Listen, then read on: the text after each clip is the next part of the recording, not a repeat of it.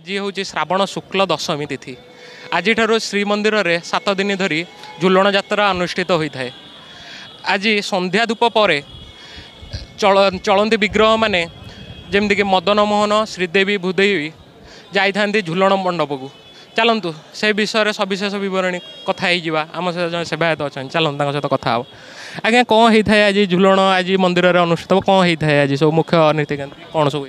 श्रावण पवित्र श्रावण मास शुक्ल पक्ष दशमी तिथि महाप्रभु झुलण मंडप विराजमान होता है। मुक्त मंडप उपर झुलण यात्रा अनुष्ठित हुए।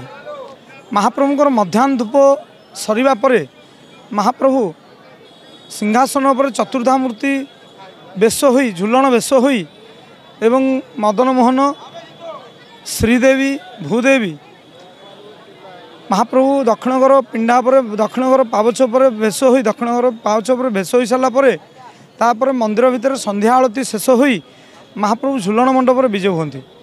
झुलण मंडप विजय सर महाप्रभु को शेष हो कौन हुए महाप्रभुंर विड़िया मणि हुए।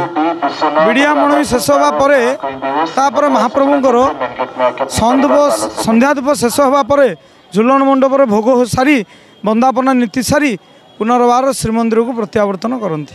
ये हूँ आज महाप्रभुंर आज दशमी ठारू आपणकर ज्येष्ठ भाद्रव मास कृष्ण पक्ष प्रतिपदा पर्यंत 7 दिन धरी महाप्रभुंर झुलण यात्रा अनुष्ठित हुए।